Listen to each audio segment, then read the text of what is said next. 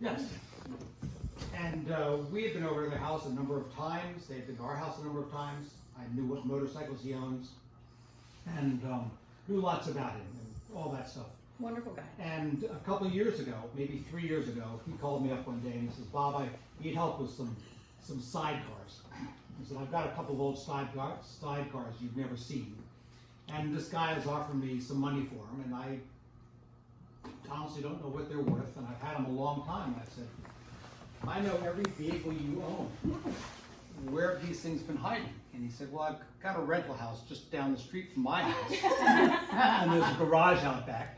And he ran a business called the House Doctor in Baltimore. He was a phenomenal individual to repair your house on a construction side of things, but electrical and plumbing, whatever. But really old school, high quality. He didn't build houses, but he would fix them. And he said, "So I've used the garage out back while I've been renting the house for 40 years to store building supplies and the oddball motorcycle and sidecars. And I bought those sidecars 35, 40 years ago, and they've just been sitting there doing nothing. And now somebody found out about them and since you buy them." And I said, "Bill, we're longtime friends. This one's on me. You buy lunch, I'll come on out. We'll talk about the sidecars and whatever else is there." So in the garage are two old Stibe sidecars, which we recently sold both of. They were pre-war, unrestored, rough but complete. A R60/6 with a red tank that just came back in. Okay, Jamin did detailing on it. Oh, that one, yeah, yeah. We sold that in pieces and not complete, and Roger put it all back together. That looked kind of interesting. Is it Roger Perry? Roger Perry. And there were a couple of other bikes in there, nothing in particularly good shape. Each one of them had been down. And one of them was a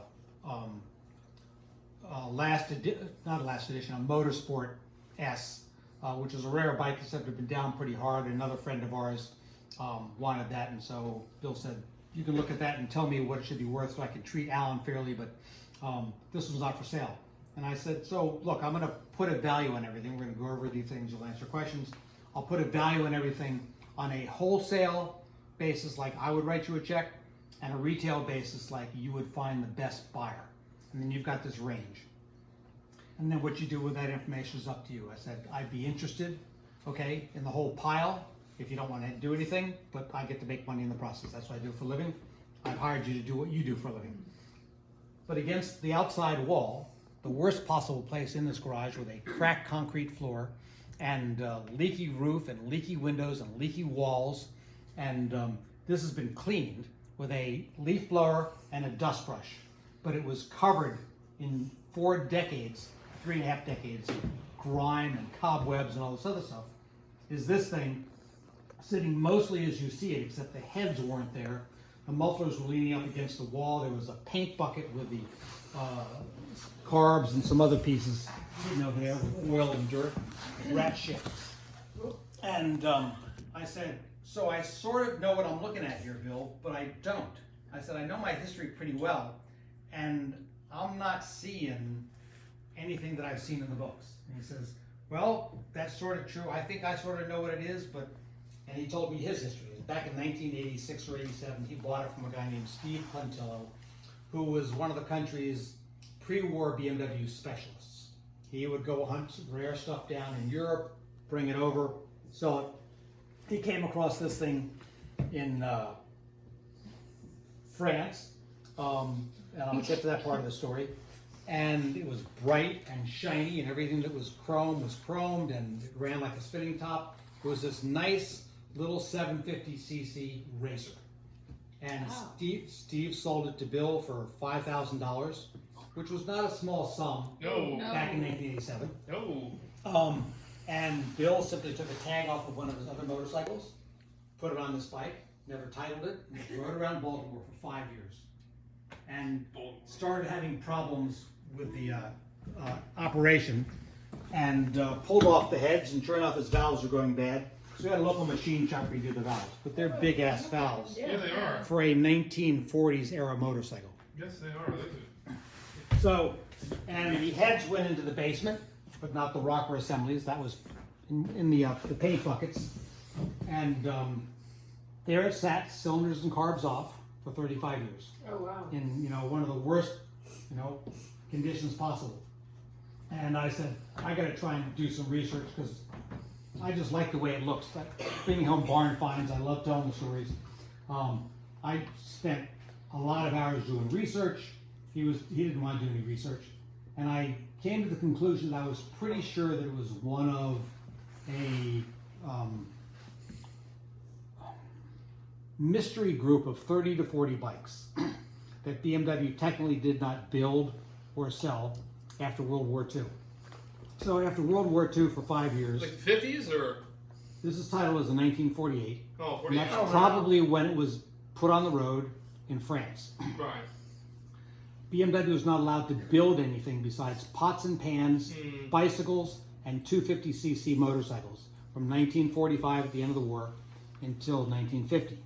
In 1950, they built the R51/2 that's in the other room as their first 500, and that was mostly leftover parts from the 1938-39 R51, hence the R51/2. They changed very little. So BMW leading up to and in the first couple of years of World War II, they were the company and the country to beat in terms of racing motorcycles and sidecars. I've got a trophy down, this small wooden display case, glass and wood that's tall and square downstairs near the little kitchen area. There's an award in there. It's got a swastika on it. Okay, BMW won one of the races at the beginning. I think that's 1939.